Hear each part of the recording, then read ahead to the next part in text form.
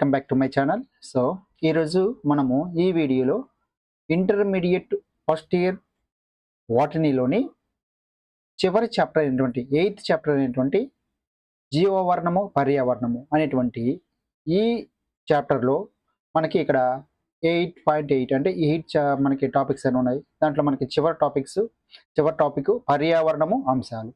So ఈ పర్యావరణము అంశాలు అనేటువంటి ఈ టాపిక్లో మనము వాయు కాలుష్యము దాని యొక్క నియంత్రణ మరియు శబ్ద కాలుష్యము, నీటి కాలుష్యము దాని నియంత్రణ, మృత్తికా కాలుష్యము, హరిత గృహ ప్రభావం, గ్లోబల్ వార్మింగ్, స్టార్టో ఆవరణంలో ఓజోన్ తరిగిపోవడం, వనరులు సరిగ్గా వినియోగించకపోవడం, నిర్వహణ లోపం వల్ల జరిగే నిమ్నీకరణ అనేటువంటి ఈ టాపిక్స్ అన్నిటి కూడా మనము దీంట్లో చదువుకోవడం జరుగుతుంది. ఓకేనా? సో ఒకసారి మనము అసలు కాలుష్యం అంటే ఏమిటి, కాలుష్యం ఎన్ని రకాలు, సో అటువంటి వాటన్నిటి గురించి మనము ఈ వీడియోలో డిస్కస్ చేసుకుందాం. సో ముఖ్యంగా ఎవరైతే ఏపీలో కావచ్చు, అదేవిధంగా మరి తెలంగాణలో కావచ్చు స్కూల్ అసిస్టెంట్ బయాలజికల్ సైన్స్ రాసే అభ్యర్థులందరూ కూడా మనకి ఈ ఇంటర్మీడియట్ సంబంధించినటువంటి చాప్టర్స్ అన్ని కూడా యూజ్ఫుల్గా ఉంటాయి. సో దానిలో భాగంగా మనం ఇక్కడ ఈ టాపిక్ గురించి మనం ఈ వీడియోలో డిస్కస్ చేసుకుందాం. రైట్? సో మొత్తం కూడా మనకి ఇదంతా కూడా మనకి ఒక ఇంట్రడక్షన్ లాగా పార్ట్ అండి. సో ఇది మనం ఒకసారి జస్ట్ చదువుకుంటే సరిపోతుంది ఏ విధంగా అనేది. సో ఇది ఎంత మనకి పెద్దగా అవసరం ఉండదు ఇదంతా కూడా. సో ఇక్కడ మనకి ముఖ్యంగా అసలు కాలుష్యం అంటే ఏమిటి అనేది మనం నేర్చుకోవాలండి. ఓకేనా? సో మీరు ఒక బుక్ తీసుకొని దీన్ని రాసుకునే ప్రయత్నం చేయండి, నోట్ చేసుకునే ప్రయత్నం చేయండి. ఆల్రెడీ మనము స్కూల్ అసిస్టెంట్ బయాలజికల్ సైన్స్లో భాగంగా ఇంటర్మీడియట్ చాప్టర్స్ అన్ని కూడా కంప్లీట్ చేసుకున్నాం. యూట్యూబ్లో ఉన్నాయి అన్ని కూడా, అందరూ కూడా నోట్స్ ప్రిపేర్ చేసుకున్నారు. సో ఈ విధంగా నోట్స్ కానీ ప్రిపేర్ చేసుకున్నట్లయితే ఏ మెటీరియల్ కూడా మీకు అవసరం కూడా ఉండదు. పక్కాగా మనము ఈ వీడియో చూసుకుంటూ మనమే నోట్స్ని మెటీరియల్ ప్రిపేర్ చేసుకున్నట్టు మనకి ఉపయోగపడుతుంది. కాబట్టి మనం తయారు చేసుకుంటేనే మనకి యూజ్ఫుల్గా ఉంటుంది. చూడండి, సో ఇక్కడ మనకి కాలుష్యం అంటే ఏమిటి అనేది మనకి నిర్వచనం ఇచ్చాడు. ఈ నిర్వచనాన్ని కూడా మనం గుర్తుపెట్టుకోవాలి. చూడండి, ప్రాకృతిక కారణాలు అంటే ప్రకృతి పరమైన కారణాలు కానీ లేదా మానవ చర్యల వల్ల కానీ ఏవైనా సరే ప్రకృతి వల్ల జరిగేటువంటి కారకాలు కావచ్చు, లేదా మానవుల వల్ల జరిగేటువంటి కారణాలు కావచ్చు, వీటి వల్ల మనకి పర్యావరణంలో భౌతికంగా కానీ రసాయనికంగా లేదా జీవ సంబంధమైనటువంటి లక్షణాల్లో అనేక రకాలైనటువంటి అవాంఛనీయ మార్పులు జరుగుతూ ఉంటాయి. ఇటువంటి మార్పుల్ని మనము కాలుష్యం అంటామండి. సింపుల్ గా మనకి ఇక్కడ ఏం లేదండి. కాలుష్యం అంటే మనకి ప్రకృతి వల్ల కానీ లేదా మానవుల యొక్క చేసేటువంటి చర్యల వల్ల కానీ పర్యావరణంలో భౌతికంగా రసాయనికంగా లేదా జీవ సంబంధమైనటువంటి లక్షణాల్లో మార్పులు కలుగుతూ ఉంటాయి. అవాంఛనీయమైనటువంటి మార్పులు, అవసరం లేనటువంటి మార్పులు, మనకి ఉపయోగం లేనటువంటి మార్పులు జరుగుతూ ఉంటాయి, మనకి హాని కలిగించేటువంటి మార్పులు జరుగుతుంటాయి. అటువంటి మార్పులనే మనము కాలుష్యంగా చెప్పుకోవచ్చు అండి, పొల్యూషన్ అంటాం. ఓకేనా? మరి ఇంకోటి కూడా ఇచ్చాడు చూడండి. ఈ కాలుష్యాల వల్ల మనకి ఎటువంటి మార్పులు కలుగుతాయి, ఎటువంటి సంఘటనలు జరుగుతాయి అని చూసినట్టే పర్యావరణ సహజ సంఘటన మారుస్తూ, అంటే పర్యావరణంలో సహజంగా కొన్ని వాయువులు అనేవి ఎంత పర్సెంటేజ్లో అంత పర్సెంటేజ్లో ఉంటాయండి జనరల్గా. సో ఆ పర్యావరణ సహజ సంఘటనను మారుస్తూ పర్యావరణంపై దుష్పరిణామాలను చూపేటువంటి ఏ మార్పునైనా కూడా మనం కాలుష్యంగానే భావించవచ్చు. ఇంకొక నిర్వచనం అండి ఇది. ఓకేనా? ఇది ఒక నిర్వచనము, ఇంకొక నిర్వచనం. ఇది సింపుల్ గా మనం చూసినట్లయితే పర్యావరణంలో కొన్ని వాయువులు ఉంటాయి మనకి సహజంగా, కొన్ని వాయువులు అనేవి. సో ఆ సహజ సంఘటనలను మారుస్తూ పర్యావరణంపై మారటం వల్ల మనకి ఏమంటే మార్పులు అనేవి రావడం జరుగుతుంది ఈ సహజ సంఘటన మార్చడం వల్ల. సో ఈ విధంగా పర్యావరణంపై దుష్పరిణామాలను కలిగించేటువంటి ఏ మార్పునైనా సరే, అది భౌతిక మార్పు, అది ప్రకృతి పరమైన మార్పు కావచ్చు, లేదా మానవుల చర్యల వల్ల జరిగేటువంటి మార్పులు కావచ్చు, ఏ మార్పునైనా సరే మనకి కాలుష్యంగా కానీ మనం పరిగణించడం జరుగుతుంది. ఓకేనా? సో నెక్స్ట్ మనకి కాలుష్యకాలు అంటే ఏమిటి, పొల్యూషన్ గురించి నేర్చుకున్నాము. నెక్స్ట్ పొల్యూటెంట్స్ అంటే ఏంటి. సో మళ్ళీ హెడ్డింగ్ పెట్టుకోండి, కాలుష్యకాలు అంటే ఏంటి. కాలుష్యానికి కారణమయ్యే కారకాలు ఏవైతే ఉన్నాయో వాటిని మనము కాలుష్యకాలు అంటామండి. సరే, ఓకేనా? అంటే మనకి గాలి అనేది ఒక వాయువుల మిశ్రమం. మరి ఈ గాలిలో అనేక రకాలైన వాయువులు అనేవి ఉంటాయి. ఇలా మనకి చూడండి, నత్రజని అని, ఆక్సిజన్ అని, ఆర్గాన్ అని, కార్బన్ డైఆక్సైడ్ అని, ఇలా మనకి రకరకాల వాయువులు అనేవి ఉంటాయి సహజంగా. అవి ఎంత పర్సెంటేజ్లో ఉండాలో అంత పర్సెంటేజ్లో ఉంటాయి. సో ఒక్కొక్కసారి వీటి యొక్క శాతాల్లో తేడాలు రావడం జరుగుతుంది. ఇలా శాతాలు రావడానికి కారణం ఏంటంటే బయట నుంచి కొన్ని రకాల కారకాలు అనేవి కారణమవుతున్నాయి ఆ మార్పులు రావడానికి.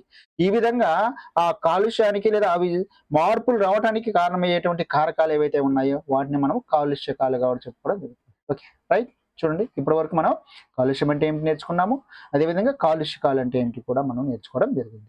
ఓకే, సో నెక్స్ట్ మనకి కాలుష్యం రకాలు. సాధారణంగా చూడండి, ఇక్కడ ఈ పైన గుర్తుపెట్టుకోండి. సాధారణంగా కాలుష్యాన్ని అది ఏ రకమైన పర్యావరణాన్ని ప్రభావితం చేస్తుందో దానిపై వర్గీకరిస్తారంటండి. ఇది కొంచెం మనకు గుర్తుపెట్టుకోండి అండి, ఇంపార్టెంట్. సాధారణంగా కాలుష్యాన్ని అది ఏ రకమైన పర్యావరణాన్ని ప్రభావితం చేస్తుందో, ఏ రకమైనటువంటి పర్యావరణాన్ని ప్రభావితం చేస్తుందో దానిపైన ఆధారపడి ఈ కాలుష్యాన్ని వర్గీకరించడం జరుగుతుంది. ఒక్కొక్కసారి ఎగ్జామినేషన్లు ఏ విధంగా అడుగుతాడు అంటే, కాలుష్యాన్ని వర్గీకరణ దీనిపై ప్రభావం చూపేదాన్ని బట్టి వర్గీకరించడం జరుగుతుంది అని అడిగినప్పుడు, పర్యావరణాన్ని ప్రభావితం చేసే ఏ రకమైన పర్యావరణాన్ని ప్రభావితం చేస్తుందో అనే దానిపైన ఆధారంగా చేసుకొని కాలుష్యాన్ని మనం ఇక్కడ 3 రకాలుగా వర్గీకరించడం జరిగింది. ఒకటి వాయు, నీటి లేదా జల, భౌమ లేదా భూమి కాలుష్యం అని చెప్పుకోవడం జరుగుతుంది. రైట్. సో ఇప్పుడు మనకి వాయు కాలుష్యము అంటే ఏమిటి, దాని యొక్క నియంత్రణ అంటే ఏమిటి అనే దాని గురించి మనం చూద్దాం. సో ముందుగా అసలు వాతావరణం అంటే ఏంటి అనేది మనం నేర్చుకోవాలండి. వాతావరణం అంటే ఏమిటి? సో మనకి భూమి ఉంది. ఆ భూమి అనేక రకాల వాయువులతోటి కూడి ఉంది. మనందరికి కూడా తెలుసు, భూమి పైన అనేక రకాల వాయువులు ఉన్నాయి. సో ఈ భూమి అనేది అనేక రకాల వాయువులతో కూడిన గాలితో కప్పబడి ఉంటుందండి. దీన్ని మనం ఏమంటాం, వాతావరణము అన్నామండి. మనందరికీ తెలుసు, భూమి పైన మనకి గాలి ఉంటుంది. గాలిలో అనేక రకాల వాయువులు అనేవి ఉంటాయి. ఈ విధంగా భూమిపై అనేక వాయువులతో కూడి ఉన్నటువంటి గాలినే మనము వాతావరణంగా చెప్పుకోవడం జరుగుతుంది. ఓకేనా? సో వాతావరణ వాయువులు అనేవి, ఈ వాతావరణంలో ఉన్నటువంటి వాయువులు అనేవి దుప్పటిగా ఏర్పడి ఉష్ణ నిరోధకంగా పనిచేస్తాయి. చూడండి, ఈ పాయింట్ చూడండి. ఓకేనా? వాతావరణంలో ఉన్నటువంటి ఈ వాయువులు అనేవి భూమి చుట్టూ ఒక దుప్పటిలాగా ఏర్పడి ఉష్ణ నిరోధకంగా పనిచేయడం జరుగుతుంది. ఓకేనా? వాతావరణం వికిరణం ద్వారా వచ్చే అతి నీలలోత కిరణాలను వర్ణాత్మకంగా శోషించుకొని ఉష్ణోగ్రతను నియంత్రిస్తుంది. చూడండి, ఇదే వాతావరణం అనేది సూర్య వికిరణాన్ని, సూర్యుడి నుంచి వచ్చేటువంటి కిరణాలని, సూర్యకిరణాల్లో ఉన్నటువంటి అతి నీలలోత కిరణాలను అనేవి వర్ణాత్మకంగా శోషించుకోవడం జరుగుతుంది. అంటే సూర్యుడి నుంచి వచ్చేటువంటి సూర్యకిరణాల్లో అతి నీలలోత కిరణాలు అని ఉంటాయి. ఈ కిరణాలను ఈ వాతావరణం అని శోషించుకొని దానివల్ల వచ్చేటువంటి ఉష్ణోగ్రతను నియంత్రించడం జరుగుతుంది. సో ఈ విధంగా వాతావరణం అనేది భూమి మీద ఉష్ణోగ్రతను నియంత్రించడానికి కూడా ఉపయోగపడుతుంది అనేది కూడా మనం ఇక్కడ గుర్తుపెట్టుకోవాలి. ఓకే, సో ఆల్రెడీ మనం చెప్పుకున్నాము, గాలిలో మనకి అనేక రకాల వాయువుల ఘటకాలు అనేవి పరిమాణాలు, వివిధ పరిమాణాలు ఉంటాయి. ముఖ్యంగా నత్రజని చూడండి, నత్రజని 78.09%. సో ఈ పాయింట్లు గుర్తుపెట్టుకోవాలండి. ఓకేనా? అదేవిధంగా oxygen 20.94%, organ 0.93%, carbon dioxide 0.03%. So వీటి యొక్క సంఘటనలు ఖచ్చితంగా గుర్తుపెట్టుకోవాలండి. మనకి ఒక్కోసారి ఎగ్జామినేషన్లో ఒకే విధంగా అడిగేదానికి అవకాశం ఉంది. ఈ క్రింది వాటిలో మనకి నత్రజని, ఆక్సిజన్, ఆర్గాన్, కార్బన్ డైఆక్సైడ్ యొక్క ఘటకాలను లేదా వాటి యొక్క శాతాలను వరుసగా గుర్తించండి అని అడగటం జరుగుతుంది. సో అలాంటి విధంగా మనకి అడిగినప్పుడు ఇక్కడ వీటి పాయింట్ మనం గుర్తుపెట్టుకోవాలి. సో ఇక్కడ మనం మామూలు జనరల్ గా 78% అని చెప్పుకోవడం జరుగుతుంది. సో అక్కడ అలా కాకుండా 78.09% కూడా అని ఇచ్చాడు, పాయింట్లో కూడా ఇచ్చాడు, కాబట్టి వాటిని మనం గుర్తుపెట్టుకోవాలి. నెక్స్ట్ జనరల్ గా ఆక్సిజన్ 21% అంటాము. సో మనకి ఇచ్చిన టెక్స్ట్ బుక్ ప్రకారం మనం ఫాలో అవ్వాలి కాబట్టి 0.94%.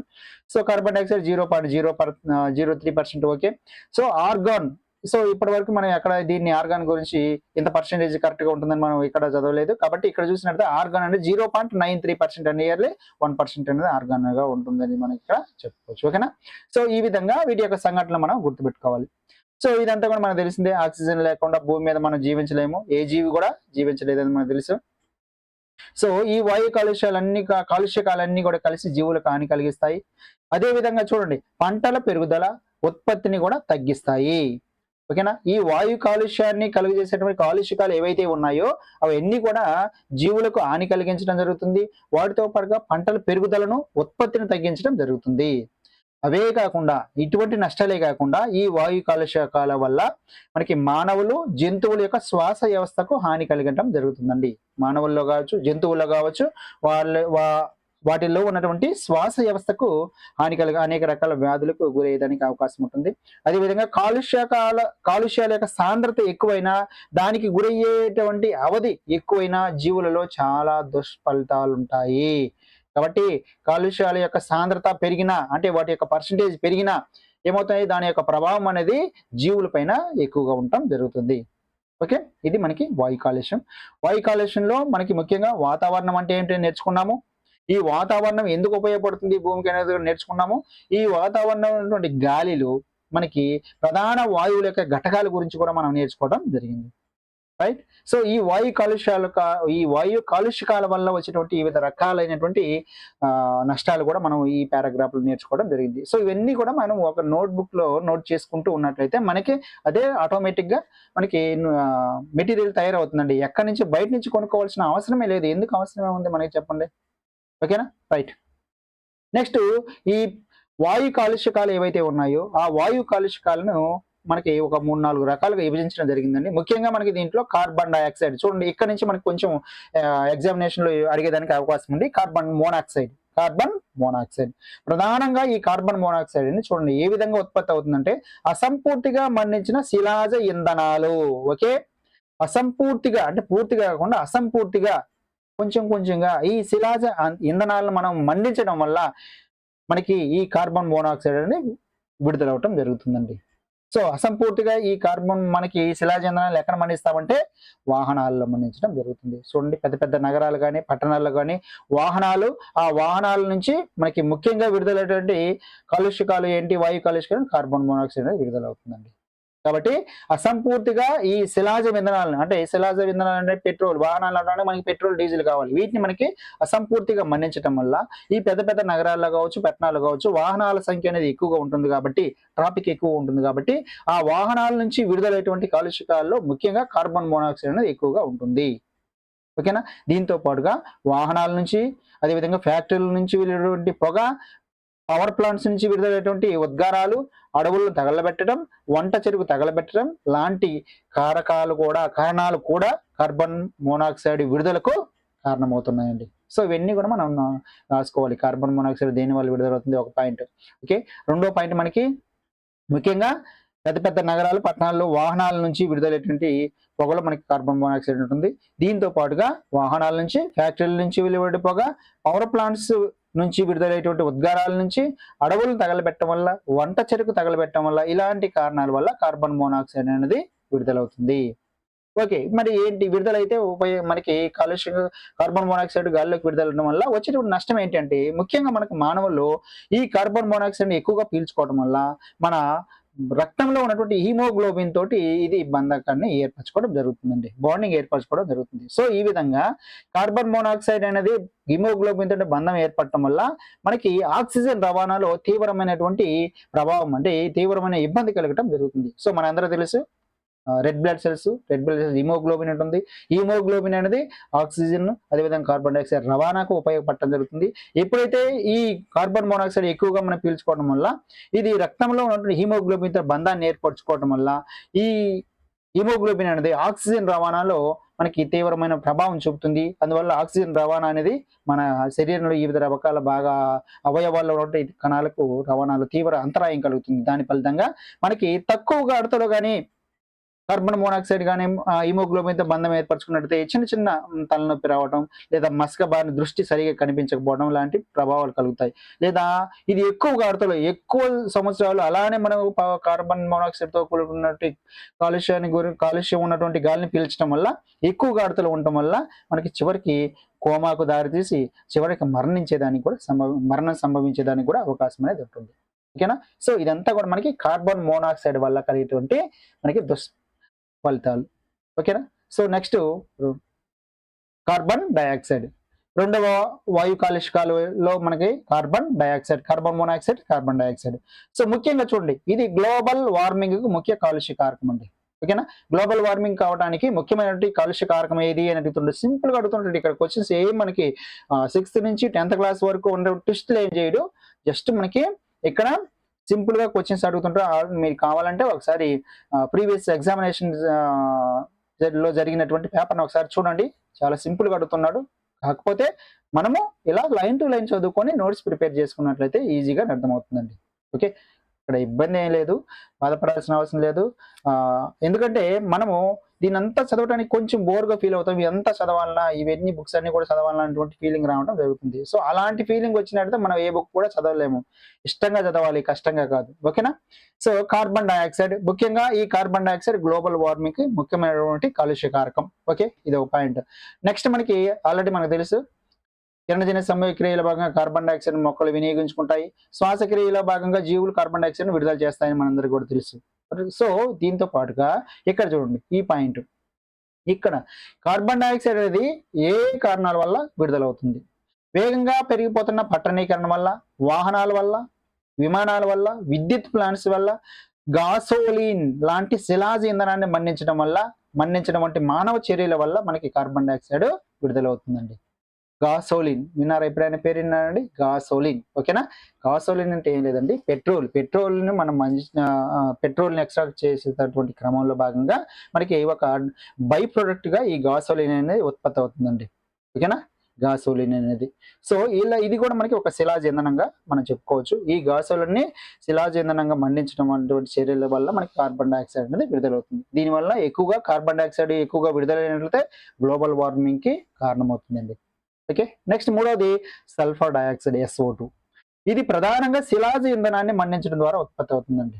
చూడండి, ఇందాక కూడా మనకి ఒక శిలాజ ఇంధనం అని చెప్పుకున్నాం. ఒకసారి చూసుకోండి, ఒకేసారి డౌట్ రాగానే చూడండి, అసంపూర్తిగా మండించిన శిలాజ ఇంధనాలు అన్నామండి. ఇక్కడ అసంపూర్తిగా మండించిన శిలాజ ఇంధనాల వల్ల మనకి కార్బన్ మోనాక్సైడ్ ఉత్పత్తి అవుతుంది. మరి ఇక్కడ ఏంటి? ప్రధానంగా శిలాజ ఇంధనాన్ని మండించడం వల్ల, డైరెక్ట్ గా మనకి ప్రధానంగా శిలాజ ఇంధనాన్ని మండించడం వల్ల సల్ఫర్ డయాక్సైడ్ విడుదలవుతుంది. అదేవిధంగా అసంపూర్తిగా మనకి శిలాజ ఇంధనాలను మండించడం వల్ల కార్బన్ మోనాక్సైడ్ అనేది విడుదలవుతుంది. ఈ రెండింటికి తేడా అండి. మనకి బిట్ అడిగినప్పుడు ఇలా మనం చదివేటప్పుడు బాగానే అర్థమవుతుంది, కానీ దాన్ని బిట్ రూపంలో ఇచ్చి మనం అడిగినప్పుడు కన్ఫ్యూజన్ ఏర్పడుతుంది. రెండిటికి శిలాజ ఇంధనాలు ఉన్నాయి. దాంట్లో ఉంది శిలాజ ఇంధనం, దీంట్లో కూడా శిలాజ ఇంధనం అనేది ఉంది. మరి అలాంటప్పుడు కన్ఫ్యూజన్ ఏర్పడినప్పుడు ఖచ్చితంగా బిట్ మనకి కన్ఫ్యూజన్ అయిందంటే, ఇదా మనకు డౌట్ వచ్చిందంటే ఖచ్చితంగా మన బిట్ అనేది తప్పిపోతుందండి. ఓకేనా? అదే అసంపూర్తిగా శిలాజ ఇంధనాలను మండించడం వల్ల కార్బన్ మోనాక్సైడ్ విడుదలైతే, ఇది ప్రధానంగా శిలాజ ఇంధనాన్ని మండించడం ద్వారా సల్ఫర్ డయాక్సైడ్ అనేది విడుదలవుతుంది. ఓకేనా? నెక్స్ట్ చూడండి, ఇంకొక కారణం ఏంటంటే ఈ సల్ఫర్ డయాక్సైడ్ విడుదలవడానికి సల్ఫర్ ముడి ఖనిజాన్ని కరిగించడం కూడా ఇంకొక ముఖ్య కారణం. ఎందుకంటే దీంట్లో సల్ఫర్ ముడి ఖనిజము మండించడం వల్ల కాబట్టి మనకి సల్ఫర్ డయాక్సైడ్ విడుదలవుతుంది కూడా మనం గుర్తించవచ్చు దీన్ని కూడా. ఓకేనా? ఈజీగానే. నెక్స్ట్ లోహాల ప్రగలనం, ఇతర పారిశ్రామిక ప్రక్రియలకు కూడా కాలుష్యానికి సల్ఫర్ డయాక్సైడ్ విడుదలకు కూడా కారణమవుతుంది. లోహ సంగ్రహణ చేసేటువంటి కార్యక్రమంలో భాగంగా ఇతర పారిశ్రామిక ప్రక్రియల్లో భాగంగా, అంటే ఫ్యాక్టరీల్లో జరిగేటువంటి వివిధ రకాలైనటువంటి క్రియల వల్ల కూడా మనకి ఈ సల్ఫర్ డయాక్సైడ్ అనేది విడుదలవుతుందండి. ఓకేనా? సో చూడండి, ఇక్కడ సల్ఫర్ డయాక్సైడ్, నత్రజని ఆక్సైడ్, ఇవి రెండు కూడా చూడండి, సల్ఫర్ డయాక్సైడ్, నత్రజని ఆక్సైడ్లు, ఇవి రెండు కూడా ఆమ్ల వర్షాలకు ప్రధాన కారణాలు. సో ఇది వెరీ వెరీ ఇంపార్టెంట్ ఇక్కడ. ఎందుకంటే ఈ క్రింది వాటిలో ఆమ్ల వర్షానికి ప్రధాన కారణాలు అని అడిగి కింద 4 ఆప్షన్లు ఒక్కొక్క దాంట్లో 2 కాలుష్యకాలు ఇవ్వటం జరుగుతుంది.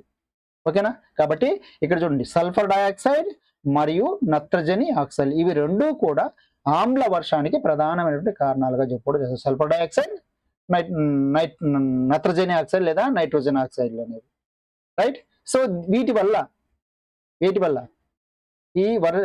ఇది ఆమ్ల వర్షాల వల్ల కావచ్చు, లేదా ఈ సల్ఫర్ డయాక్సైడ్ లేదా నత్రజని ఆక్సైడ్ అనేవి ఈ వాయువు వల్ల కావచ్చు. వీటి వల్ల మృత్తికలు, సరస్సులు, కాలువలు అన్నీ కూడా ఆమ్లయుతంగా మారుతాయి. ఒక్కొక్కసారి దీనివల్ల మృత్తికలు, సరస్సులు, కాలువలు అన్ని ఆమ్లయుతంగా మారుతాయి, లేదా మృత్తికలు, సరస్సులు, కాలువలు అన్ని కూడా ఆమ్లయుతంగా మారటానికి కారణమైనది ఏంటి అని అడిగినది ఇక్కడ ఆమ్ల వర్షం అయినా ఇవ్వచ్చు, లేదా సల్ఫర్ డయాక్సైడ్ లేదా నత్రజని ఆక్సైడ్ అయినా ఇవ్వచ్చు. సో మనకి ఆమ్ల వర్షం ఇస్తే ఆమ్ల వర్షం పెట్టండి, లేదా సల్ఫర్ డయాక్సైడ్ మరి నత్రజని ఆక్సైడ్లు ఇస్తే నత్రజని, సల్ఫర్ డయాక్సైడ్ రెండు ఉంటే ఆ రెండింటిని గుర్తించండి. ఓకేనా? సో ఈ విధంగా కూడా అడిగేదానికి అవకాశం ఉంది. అంతేకాకుండా ఇక్కడ చూడండి, భవనాలు, చారిత్రాత్మక కట్టడాలు ఇవన్నీ కూడా శిథిలమవుతాయి. దేనివల్ల? ఈ ఆమ్ల వర్షాల వల్ల. ఈ ఎక్కువగా చూడండి, ఈ సల్ఫర్ డయాక్సైడ్ ఉబ్బసం వ్యాధికి గురైనటువంటి పిల్లలు, పెద్దలలో సల్ఫర్ డయాక్సైడ్ అధిక సాంద్రత వల్ల శ్వాస సంబంధమైన సమస్యలు తలెత్తడానికి అవకాశం ఉందండి. సో ఈ పాయింట్ గుర్తుపెట్టుకోండి. జనరల్ పాయింట్ ఇక్కడ పిల్లల్లో ఉబ్బస వ్యాధికి, అదేవిధంగా పెద్దల్లో శ్వాస సంబంధమైన సమస్యలు తలెత్తడానికి కారణమైనటువంటి వాయు కాలుష్య కారకం గుర్తించండి అని అడుగుతాడండి. ఏంటి? Sulphur dioxide. ఓకేనా? రైట్. ఎక్కువ రోజులు ఈ సల్ఫర్ డయాక్సైడ్ ని మనం పీల్చడం వల్ల శ్వాస వ్యాధులు, ఊపిరితిత్తుల రోగ నిరోధకుల మార్పులు, అదేవిధంగా ఏవైనా హృదయానికి సంబంధించిన, గుండెకి సంబంధించినటువంటి ఏదైనా సమస్యలు లేదా వ్యాధులు ఉన్నట్లయితే అవి ఎక్కువ కావడం జరుగుతుంది. సో ఇది కూడా మనకి ఎక్కువగా అడిగేదానికి అవకాశం ఉందండి. ఈ బిట్ అడిగేదానికి అవకాశం ఉంది, ఈ బిట్ అడిగేదానికి అవకాశం ఉంది. సో ఇంకా మనకి చూడండి, ఈ బిట్ కూడా భవనాలు, చారిత్రాత్మకమైన కట్టడాలు శిథిలమవడానికి కారణమైనది కూడా అడుగుతుంది. సో శిథిలమవడానికి కారణం ఆమ్ల వర్షాలు. రైట్. ఈ ఉబ్బస వ్యాధికి గురైనటువంటి పిల్లల్లో ఉబ్బస వ్యాధి రావడానికి, పెద్దల్లో శ్వాస సంబంధమైన సమస్యలు తలెత్తడానికి కారణం మనకి సల్ఫర్ డయాక్సైడ్. అదేవిధంగా ఈ శ్వాస వ్యాధులు, ఊపిరితిత్తుల రోగ నిరోధకుల మార్పులు, ఏవైనా ముందుగానే హృదయ సంబంధించిన సమస్యలు ఉంటే అవి ఎక్కువ అవటం లాంటి ఈ సమస్యలన్నీ కూడా మనకి దీని వల్లనే, సల్ఫర్ డయాక్సైడ్ వల్లనే రావటం జరుగుతుంది. ఓకే.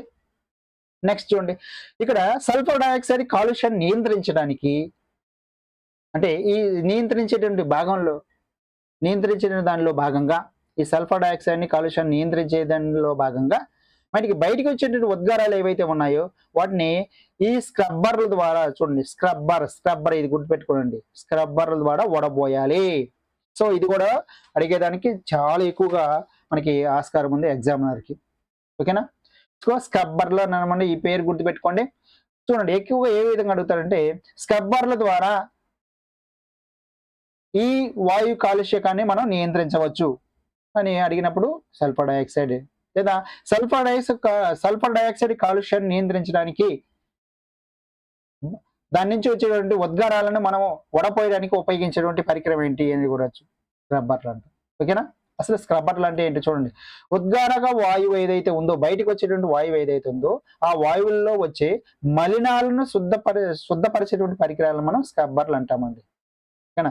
మనకి సల్ఫర్ డయాక్సైడ్ బయటకు వస్తుంది.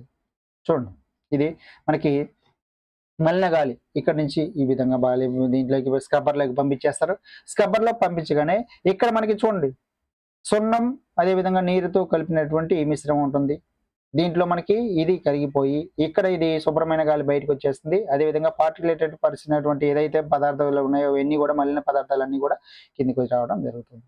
చూడండి, ఇక్కడ ఇది ఉద్గారక వాయువు ఏదైతే వెలువడేటువంటి వాయువు ఏదైతే ఉందో ఆ వాయువుల్లో వచ్చిన మలినాలను శుద్ధపరిచేటువంటి పరికరాలు మనం స్క్రబ్బర్లు అంటామండి. స్క్రబ్బర్లు అంటాం. Okay, right.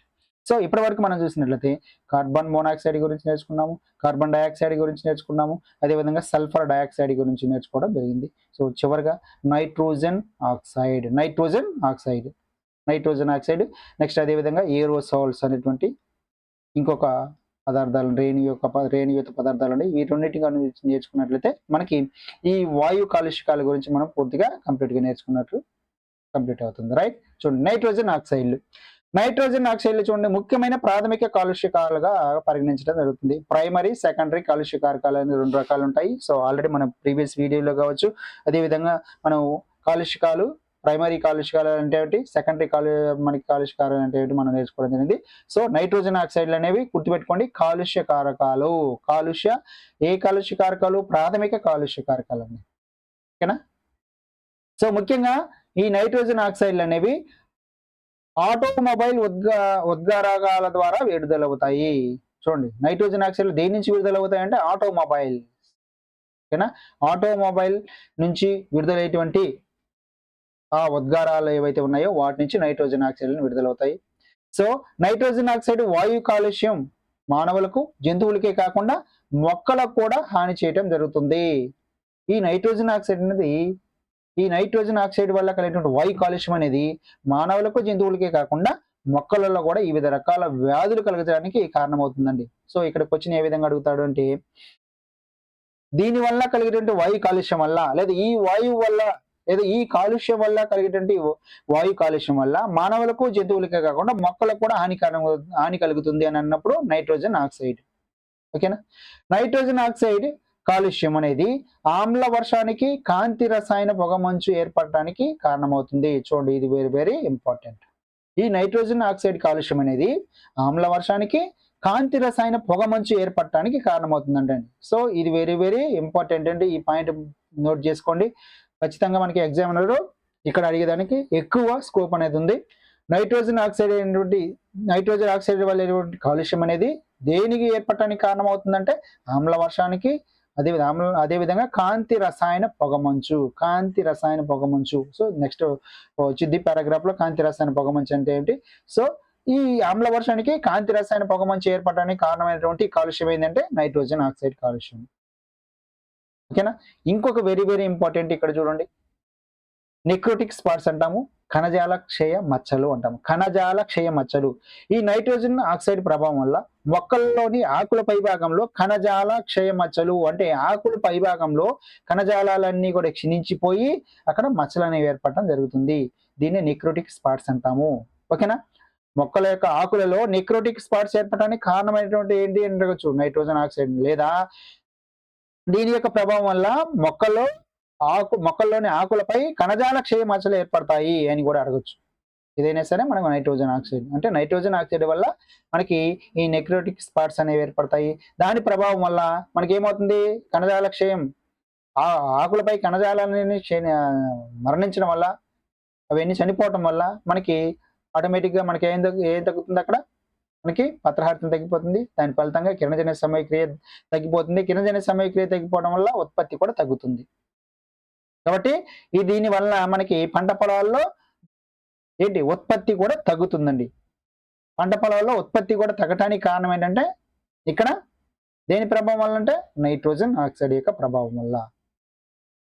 ఏ విధంగా అంటే నైట్రోజన్ ఆక్సైడ్ యొక్క ప్రభావం వల్ల మొక్కల్లో ఆకులపై ఉన్న కణజాల క్షయ మచ్చలు ఏర్పడతాయి. దాని ఫలితంగా మనకి కణజాల క్షయం అంటే మరణించడం వల్ల కణజాలాల్లో ఉన్నటువంటి కణాల్లో మనకి ఫోటోసింథటిక్ పిగ్మెంట్ అయినటువంటి పత్రహారితం తగ్గిపోవడం వల్ల కిరణజన్య సమయక్రియ తగ్గిపోతుంది. కిరణజన్య సమయక్రియ జరగకపోవడం వల్ల మనకి ఏమవుతుంది, ఆటోమేటిక్గా దాని యొక్క ఉత్పత్తి కూడా తగ్గుతుంది. కాబట్టి పంట పొలాల్లో ఉత్పత్తి కూడా దెబ్బతింటానికి తగ్గటానికి కారణం ఏంటంటే ఈ నైట్రోజన్ ఆక్సైడ్లు అనేవి. రైట్. సో నైట్రోజన్ ఆక్సైడ్లు కాంతి చర్య ద్వారా, చూడండి, నైట్రోజన్ ఆక్సైడ్లు కాంతి చర్య ద్వారా బాష్పశీల కర్బన పదార్థాలతో చర్య జరిపి పెరాక్సీ ఎసిటైల్ నైట్రేట్, చూడండి, పెరాక్సీ ఎసిటైల్ నైట్రేట్ వంటి ద్వితీయ కాలుష్య కారకాలను ఏర్పరచడం జరుగుతుందండి. చూడండి, ఇక్కడేమో మనకి ప్రాథమిక కాలుష్య కారకం అన్నాము దేన్ని, నైట్రోజన్ ఆక్సైడ్. దీని నుంచి విడుదలయ్యేదాన్ని మనం ఏమన్నాము, ద్వితీయ కాలుష్య కారకము అన్నామండి. ఓకేనా. ఇక నైట్రోజన్ ఆక్సైడ్ నుంచి విడుదలయ్యేటువంటి ద్వితీయ కాలుష్య కారకాలను గుర్తించండి అని అడిగినప్పుడు పెరాక్సీ ఎసిటైల్ నైట్రేట్ గా మనం ఇక్కడ గుర్తించాలి.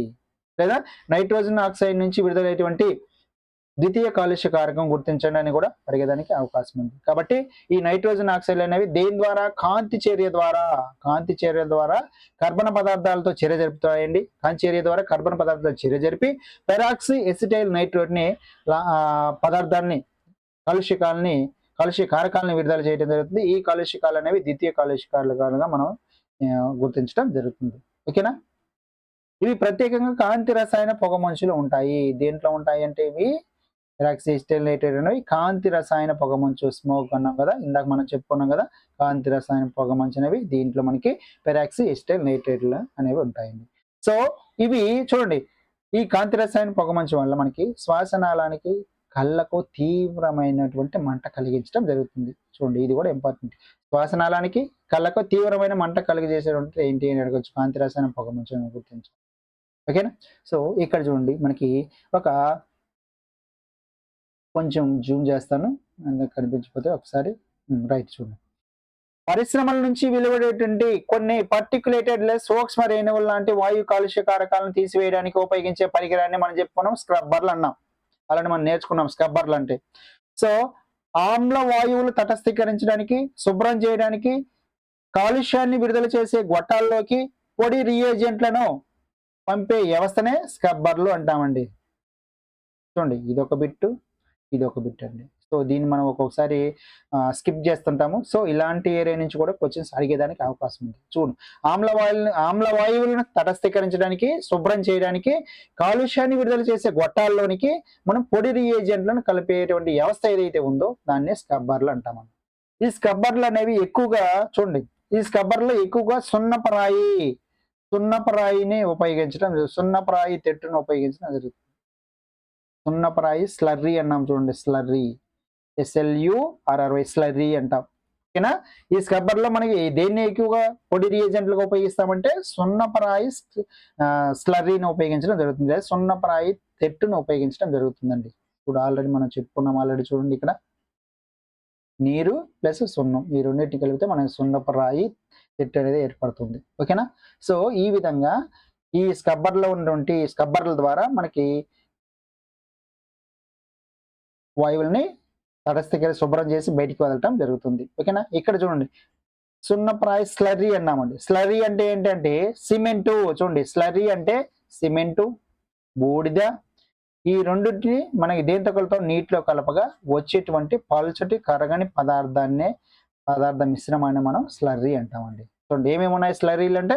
బూడిద ఉంటుంది, సిమెంట్ ఉంటుంది, బూడిద ఉంటుంది, వీటికి ఏముంటుంది? నీరు అనేది కలపబడుతుంది. ఈ విధంగా వీటికి రెండింటికి నీటిని కలపటం వల్ల మనకి ఒక పల్చటి కరగనటువంటి పదార్థ మిశ్రమం ఏర్పడుతుంది. దాన్ని మనము స్లర్రీగా చెప్పుకోవడం జరుగుతుంది. కాబట్టి ఒకసారి స్లర్రీలో ఉన్నటువంటి పదార్థాలు ఏంటి అనేది కూడా అడుగుతుంటారు. ఓకేనా? సిమెంటు, బూడిద ప్లస్ నీరు, ఈ మూడింటి కలిపితే మనకి ఒక పల్చటి కరగని పదార్థం ఏర్పడుతుంది. దాన్ని మనం స్లర్రీ అంటాం.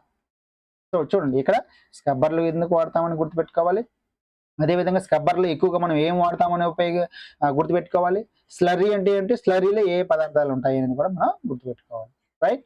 సో నెక్స్ట్ చూడండి ఇక్కడ హైడ్రోకార్బన్లు, నైట్రోజన్ ఆక్సైడ్లు. చూడండి హైడ్రోకార్బన్లు, నైట్రోజన్ ఆక్సైడ్లు, ఈ రెండింటి మధ్య జరిగినటువంటి కాంతి చర్యల వల్ల ఏర్పడే వాయు కాలుష్యాన్ని కాంతి రసాయన పొగమంచు. చూడండి ఇందాక మనం చెప్పుకున్నాం కదా, నెక్స్ట్ తర్వాత పారాగ్రాఫ్ లో వచ్చిందని, దీన్ని మనం కాంతి రసాయన పొగమంచు అంటాం, స్మోక్.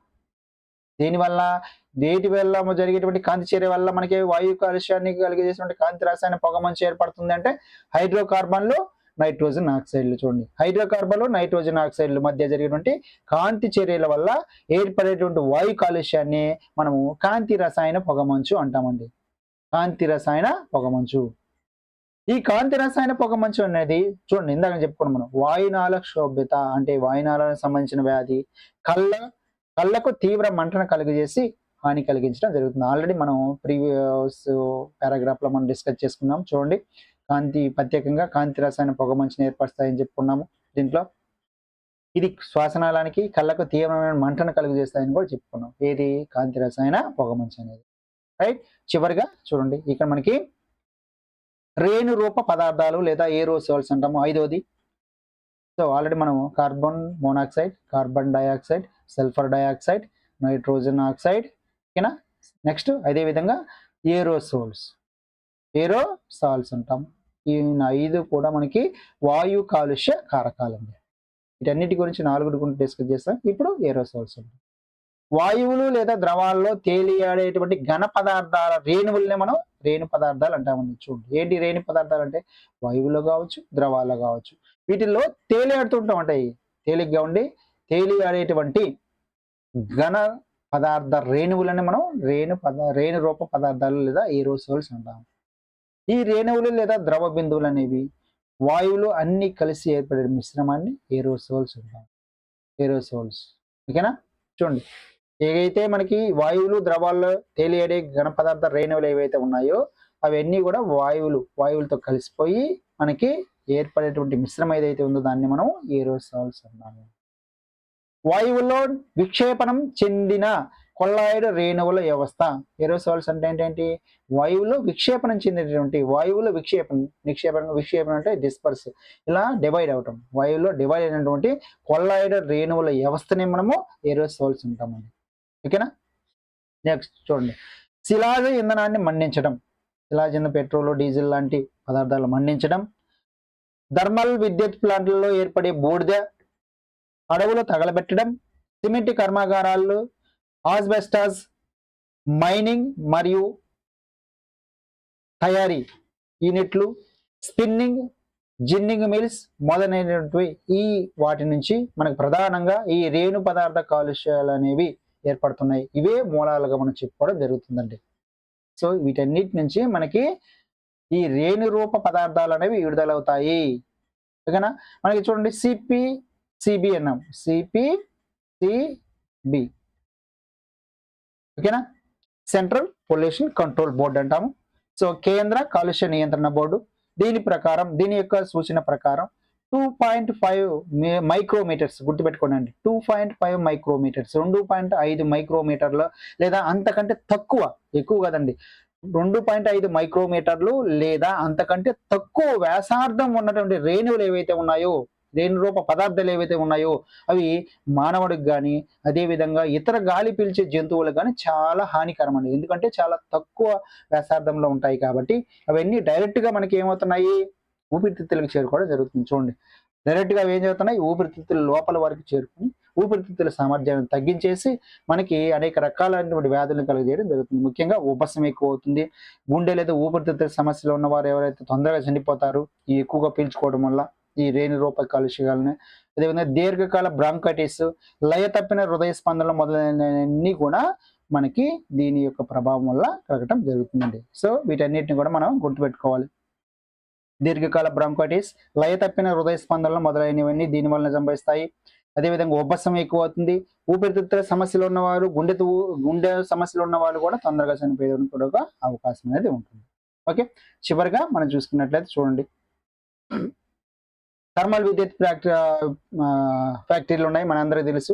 వాటి నుంచి వెలువడేటివి రేణు రూప పదార్థాన్ని తొలగించడానికి ఎలక్ట్రోస్టాటిక్ ప్రెసిపిటేటర్స్. చూడండి, ఇది వెరీ వెరీ ఇంపార్టెంట్ అండి. చూడండి, ఎలక్ట్రోస్టాటిక్ ప్రెసిపిటేటర్ అనే ఫిల్టర్ని ఎక్కువగా వాడటం జరుగుతుంది. దేనికోసం వాడతాము ఎలక్ట్రోస్టాటిక్ ప్రెసిపిటేటర్ అనే ఫిల్టర్ని? థర్మల్ విద్యుత్ ఫ్యాక్టరీ నుంచి వెలువడే రేణు రూప పదార్థాలను తొలగించడానికి. ఓకేనా? థర్మల్ విద్యుత్ పవర్ ఫ్యాక్టరీస్ నుంచి, విద్యుత్ ఫ్యాక్టరీల నుంచి వెలువడేటువంటి రేణు రూప పదార్థాలను తొలగించడానికి మనం ఉపయోగించేటువంటి పరికరం ఏదంటే ఎలక్ట్రోస్టాటిక్ ప్రెసిపిటేటర్ అనే ఫిల్టర్ని ఎక్కువగా వాడటం జరుగుతుంది. సో దీనివల్ల మనకి 99% రేణు పదార్థాలను తొలగించడం జరుగుతుందండి. 99%. ఓకేనా? ఇక్కడ చూడండి, ఇది ఎలక్ట్రోస్టాటిక్ ప్రెసిపిటేటర్. ఈ విధంగా దాని యొక్క నిర్మాణం అనేది ఈ విధంగా ఉంటుంది. ఒకసారి మనం గమనించినట్లయితే దీంట్లో మనకి ఎక్కువ వోల్టేజ్ ఉన్నటువంటి ఎలక్ట్రోడ్లు అనేవి ఉంటాయి. ఈ ఎలక్ట్రోడ్లు అనేవి ఎలక్ట్రాన్లు విడుదల చేయడం జరుగుతుంది. ఈ విడుదలైన ఎలక్ట్రాన్లు అన్ని కూడా ఈ దుమ్ము మలినంలో ఉన్నటువంటి ధూళి కణాలతో అతుక్కోవడం వల్ల అవి రుణావేశాన్ని కలిగి ఉండి మనకి రేణువులన్నీ కూడా మనకి సంగ్రహణ పలకల్లాగా ఏర్పరచడం జరుగుతుంది. ఓకేనా? సో ఈ విధంగా ఈ పలకల మధ్య ప్రవహించే గాలిని తక్కువ వేగంతో పంపించడం వల్ల ధూళి రేణువులు అనేవి కింద పడే విధంగా చేయటం జరుగుతుంది. అందువల్ల అవి పైకి పోకుండా మనకి క్లియర్గా శుద్ధమైన గాలి మాత్రం వాతావరణంలోనికి విడుదల చేయబడటం జరుగుతుందండి. ఓకేనా? సో ఇక్కడ మనం ఎక్కువగా గుర్తుపెట్టుకోవాల్సిందంటే ఇక్కడ జస్ట్ ఎలక్ట్రో ప్రెసిపిటేటర్స్ అనేటువంటి దేనికి ఉపయోగిస్తాము. ఓకేనా? లేదా థర్మల్ విద్యుత్ ఫ్యాక్టరీల నుంచి విడుదలయ్యేటువంటి వెలువడే రేణు రూప పదార్థాన్ని తొలగించడానికి ఉపయోగించే పరికరం ఏది? ఎలక్ట్రోస్టాటిక్ ప్రెసిపిటేటర్. లేదా ఎలక్ట్రోస్టాటిక్ ప్రెసిపిటేటర్ దేనికోసం ఉపయోగిస్తాము? థర్మల్ విద్యుత్ ఫ్యాక్టరీల నుంచి విడుదలయ్యే రేణు రూప పదార్థాన్ని తొలగించడానికి. రైట్? నెక్స్ట్, వాహనాల ద్వారా జరిగే వాయు కాలుష్యాన్ని నియంత్రించడానికి మనకు కొన్ని చర్యలు చేపట్టారు. దానిలో భాగంగా మనకి సీసం లేని పెట్రోల్ లేదా డీజిల్ను ఉపయోగించాలి. ఓకే. నెక్స్ట్, అదేవిధంగా వాహనాలకు విలువైన ప్లాటినం, పల్లాడియం, రోడియం లోహ ఉత్ప్రేరకాలు గల కెటలైటిక్ కన్వర్టర్స్ను అమర్చడం ద్వారా విషపూరిత వాయువుల ఉద్గారాన్ని తగ్గించవచ్చు అండి. ఓకేనా? చూడండి, కెటలైటిక్ కన్వర్టర్స్, ఇది ఇంకొక కొత్త పదం వచ్చింది. దీన్ని కూడా మనం గుర్తుపెట్టుకోవాలి. ఇవన్నీ కూడా చూడండి, ఇక్కడ కెటలైటిక్ కన్వర్టర్స్ మనం వాహనాలు కానీ అమర్చినట్లయితే విషపూరిత వాయువుల ఉద్గారాన్ని మనం తగ్గించుకోవచ్చు. ఓకేనా? ఇక్కడ చూడండి, కెటలైటిక్ కన్వర్టర్స్ అనేది, నెక్స్ట్ ఎలక్ట్రోస్టాటిక్ ప్రెసిపిటేటర్ అనేది, అది స్క్రబ్బర్స్ అనేవి, ఇటువంటి కొత్త కొన్ని పదాలు అనేవి రావడం జరిగింది. వీటిని మనం గుర్తుపెట్టుకోవాలండి. ఓకేనా? సో ఒకసారి మనం ఈ టాపిక్ గురించి మనం ఏం నేర్చుకున్నామో అనేది ఒకసారి మనం రివ్యూ చేసినట్టయితే, ఫస్ట్ మనకి కాలుష్యం అంటే ఏం నేర్చుకున్నాము. అదేవిధంగా మనకి చూడండి, ఒకసారి మనకి కాలుష్యం అంటే ఏమిటి అనేది కూడా నేర్చుకోవడం జరిగింది. సో నెక్స్ట్ అదేవిధంగా కాలుష్యంతో పాటు కాలుష్య కాలు అంటే ఏమిటి కూడా నేర్చుకున్నాము. కాలుష్య కాలుష్యకాలు అంటే ఏమిటి నేర్చుకున్నాం, కాలుష్యం అంటే ఏమి నేర్చుకున్నాము, కాలుష్యకాలు అంటే ఏమి నేర్చుకున్నాము. అదేవిధంగా కాలుష్యాన్ని దేని మీద ఆధారంగా చేసుకొని దేని ఆధారంగా చేసుకొని కాలుష్యాన్ని మనం వర్గీకరించడం 3 రకాలుగా వర్గీకరించడం జరిగిందని కూడా నేర్చుకున్నాము. వాయు కాలుష్యం, నీటి కాలుష్యం, భూమి కాలుష్యంగా వర్గీకరించాము. వాయు కాలుష్యం దాని నియంత్రణ, దానిలో భాగంగా అసలు వాతావరణంలో అంటే ఏమిటి, వాతావరణంలో ఉన్నటువంటి వాయువులు ఏంటి, అదేవిధంగా వాతావరణం అనేది మనకి భూమికి ఏ విధంగా నియంత్రిస్తుంది, ఓకేనా, ఉష్ణాన్ని ఏ విధంగా నియంత్రిస్తుంది తెలుసుకున్నాం. ఈ వాతావరణంలో ఉన్నటువంటి గాలిలో ప్రధాన వాయువుల యొక్క ఘటకాలు, అణుఘటకాలు ఏ విధంగా ఘటకాల యొక్క ఘనపరిమాణాలు ఏ విధంగా ఉన్నాయి అనేది కూడా మనం నేర్చుకోవడం జరిగింది. నత్రజని, ఆక్సిజన్, ఆర్గాన్, కార్బన్ డైఆక్సైడ్ లాంటి వాటి అన్నిటి కూడా. సో ఇక్కడ వీటి వల్ల మనకి కలిగేటువంటి నష్టాలు ఏంటి అనేది కూడా మనకి ఇక్కడ నేర్చుకోవడం, వాయు కాలుష్యకాల వల్ల మనకి కలిగేటువంటి నష్టాలు ఏంటి అనేది కూడా మనం నేర్చుకోవడం జరిగింది. ఈ వాయు కాలుష్యకాలలో ముఖ్యంగా మనకి కార్బన్ డైఆక్సైడ్ గురించి, కార్బన్ మోనాక్సైడ్ గురించి నేర్చుకున్నాము. సో కార్బన్ మోనాక్సైడ్ దేని వల్ల విడుదలవుతుంది, ఓకేనా, విడుదల అవడానికి కారణమైనటువంటి మూలాలు ఏంటి, దానివల్ల మనకు వచ్చినటువంటి నష్టాలు ఏంటి అనేది కూడా మనం నేర్చుకోవడం జరిగింది. నెక్స్ట్ కార్బన్ డైఆక్సైడ్ ఏంటి, కార్బన్ డైఆక్సైడ్ వల్ల ముఖ్యంగా కలిగేటువంటి నష్టాలేంటి, అవి దేని నుంచి కార్బన్ డైఆక్సైడ్ ఎక్కువగా దేని నుంచి విడుదలవుతుంది అనేది కూడా నేర్చుకున్నాము. నెక్స్ట్ సల్ఫర్ డైఆక్సైడ్ అనేది దేని వల్ల విడుదలవుతుంది, అదేవిధంగా మనకి దీనివల్ల కలిగేటువంటి నష్టాలు ఏంటి అనేది కూడా మొత్తం నేర్చుకోవడం జరిగింది. నెక్స్ట్ ఇక్కడ స్క్రబ్బర్స్ అంటే ఏం నేర్చుకున్నాము, స్క్రబ్బర్లను ఎందుకు ఉపయోగిస్తామనేది కూడా నేర్చుకున్నాము. సో నెక్స్ట్ నైట్రోజన్ ఆక్సైడ్లు ముఖ్యంగా దేని వల్ల నైట్రోజన్ ఆక్సైడ్లు విడుదలవుతున్నాయి, ఈ నైట్రోజన్ ఆక్సైడ్లు అనేవి మొక్కల్లో, జంతువుల్లో మన మొక్కలకు ఏ విధమైన హాని కలిగించడం జరుగుతుంది, ఈ నైట్రోజన్ ఆక్సైడ్ వల్ల మనకి ఆమ్ల వర్షానికి కాంతి రసాయన పొగమంచు కారణమవుతాయని నేర్చుకున్నాము.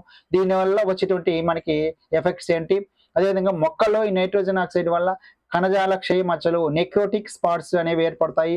దీనివల్ల మనకి పంట మొక్కల్లో ఉత్పత్తి అనేది తగ్గుతుందని కూడా నేర్చుకోవడం జరిగింది. అదేవిధంగా ఈ నైట్రోజన్ ఆక్సైడ్ నుంచి విడుదలైనటువంటి ద్వితీయ కాలుష్య కారకమైనటువంటి పెరాక్సీ ఎసిటైల్ నైట్రేట్ గురించి నేర్చుకున్నాం, ప్యాన్ అన్నాము, ఓకేనా, పాన్. సో దీనివల్ల మనకి ఎటువంటి ప్రభావాలు ఏర్పడుతున్నాయి. నెక్స్ట్ కాంతి రసాయన పొగమంచు అంటే ఈ కాంతి రసాయన పొగమంచు అనేది ఏ విధంగా మనకి నష్టం కలిగిస్తుందని కూడా నేర్చుకున్నాము. సో దాని తర్వాత మనకి స్క్రబ్బర్లు అంటే ఏమిటి నేర్చుకున్నాము, స్క్రబ్బర్లో మనకి ఏ రకాల పదార్థాలు ఉంటాయని నేర్చుకున్నాము. అదేవిధంగా స్లర్రీ అంటే ఏంటి, స్లర్రీలో ఏ పదార్థాలు ఉంటాయని కూడా మనం నేర్చుకోవడం జరిగింది. అసలు కాంతి రసాయన పొగమంచు ఎందుకు ఏర్పడుతుంది, దేని వల్ల ఏర్పడుతుంది అని కూడా మనం నేర్చుకోవడం జరిగింది. దీనివల్ల మనకి ఎటువంటి హాని కలుగుతుందని కూడా మనం నేర్చుకోవడం జరిగింది. నెక్స్ట్ రేణు రూప పదార్థాలు లేదా ఏరోసాల్స్ అంటాము.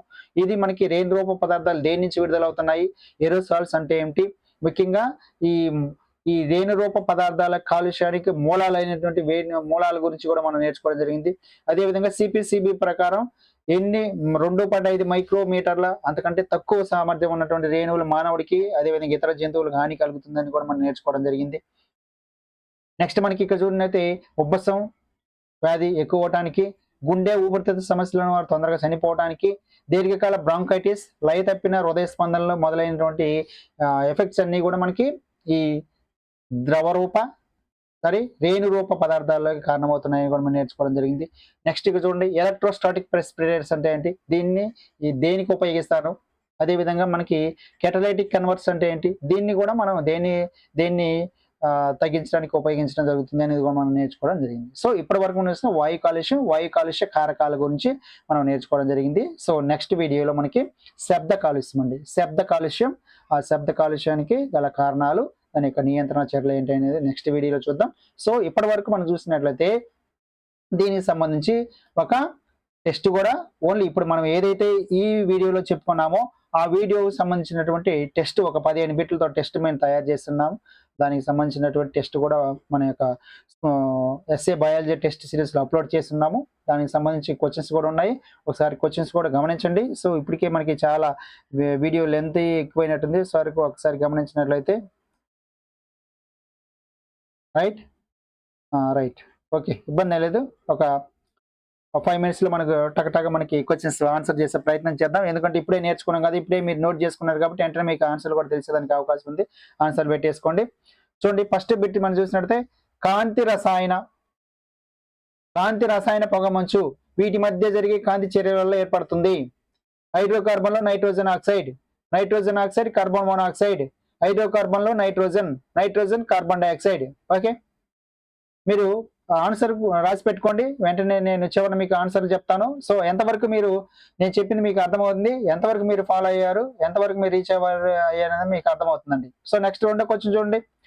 ఎలక్ట్రోస్టాటిక్ ప్రెసిపిటేటర్ ను ఈ పదార్థాలను తొలగించడానికి ఉపయోగిస్తారు. Carbon monoxide, carbon dioxide, aerosols, sulphur dioxide. So next మనకి మూడో బిట్టు ఏం గ్యాప్ వచ్చేసింది. Okay right. సో దీనివల్ల దీర్ఘకాల బ్రాంకైటిస్, లయ తప్పిన హృదయ స్పందనలు సంభవిస్తాయి.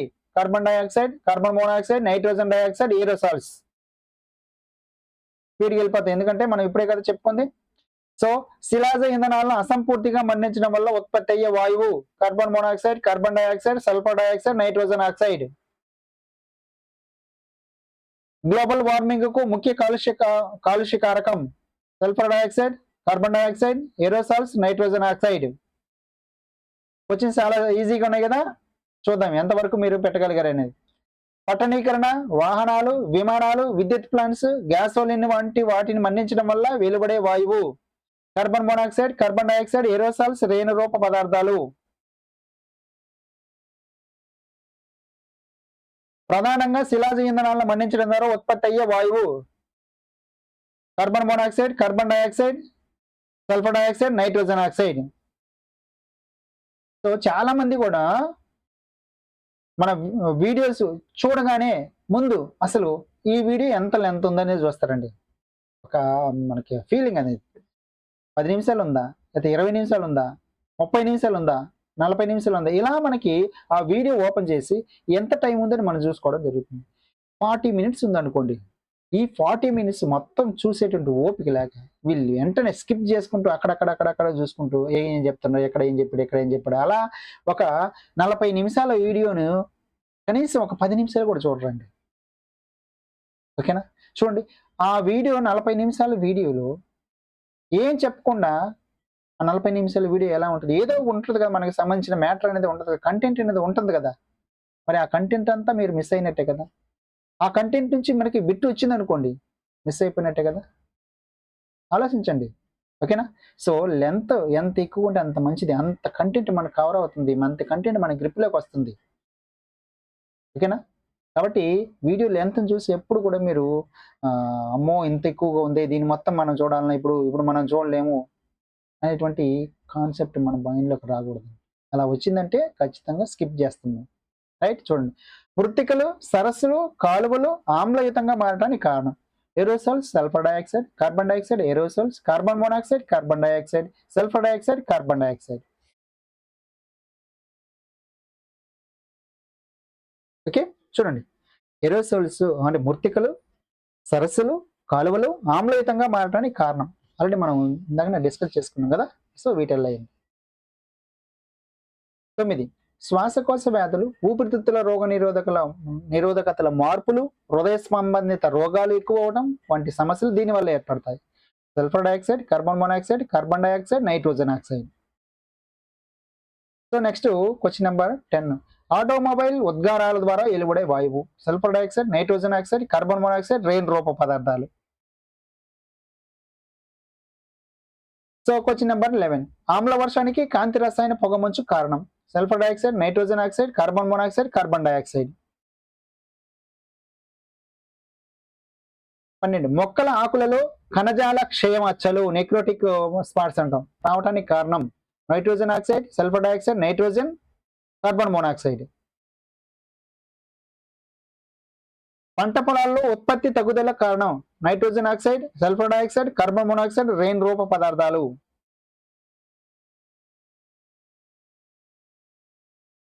14.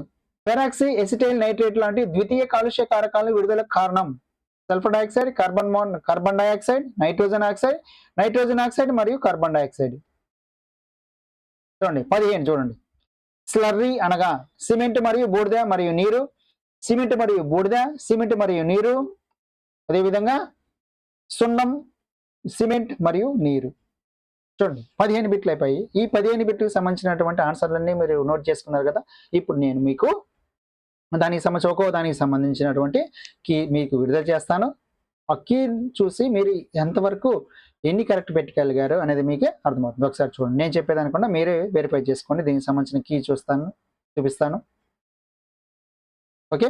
ఫస్ట్‌ది హైడ్రోకార్బన్లు, nitrogen oxide, 2 aerosols, 3 aerosols, 4 carbon monoxide, 5 carbon dioxide, 6 carbon dioxide, 7 sulphur dioxide, 8 sulphur dioxide, carbon dioxide, 9 sulphur dioxide, 10 nitrogen oxide, 11, 12 nitrogen oxide, 13 nitrogen oxide, 14 nitrogen oxide, 15 cement మరియు బూడిద మరియు నీరు. ఓకే. సో ఈ విధంగా మనకి ఇప్పుడు చెప్పుకున్నటువంటి ఈ 30 మినిట్స్ లేదా 40 మినిట్స్లో వీడియో ఏదైతే మనం కంటెంట్ చెప్పుకున్నామో ఆ కంటెంట్కి సంబంధించి మనం ఈ బిట్లు అనేవి తయారు చేయడం జరిగింది. సో ఇప్పుడు చెప్పుకున్నట్టు వీడియోలోనే చెప్పిన దాంట్లో నుంచే మనకి ఈ బిట్స్ అనేవి. ఓకేనా. ఇదే విధంగా మిగతా అన్ని కూడా మనకి మన యొక్క యాప్లో అప్డేట్ చేయడం జరుగుతుందండి. ఇలానే ప్రతిరోజు కూడా మనకి కోర్సు మనకి ఆగస్టు 1 నుంచి లాంచ్ చేస్తామని మీకు అందరికీ కూడా తెలుసు. మరి ఈ ఆగస్టు 1 నుంచి కూడా మీకు టైం టేబుల్ ఇచ్చేసి ఆ టైం టేబుల్ ప్రకారం మీకు లైవ్ కావచ్చు లేదా రికార్డెడ్ వీడియో కావచ్చు, ఏదైతే మనకి ఆ రోజు మనకి ఆ వీడియో మీకు అప్లోడ్ చేశానో అప్లోడ్ చేసినటువంటి వీడియోకి సంబంధించినటువంటి మనకి బిట్స్ అనేవి కంప్లీట్ అవగానే వీడియో అనేది దానికి సంబంధించిన బిట్స్ అనేవి కూడా ఈ విధంగానే మీకు అప్లోడ్ చేయడం జరుగుతుందండి. Okay. Thank you for watching. So next వీడియోలో మళ్ళీ కలుసుకుందాం. ఏమైనా డౌట్స్ ఉన్నట్లయితే సో కామెంట్ రూపంలో తెలియజేయండి. రైట్. Thank you.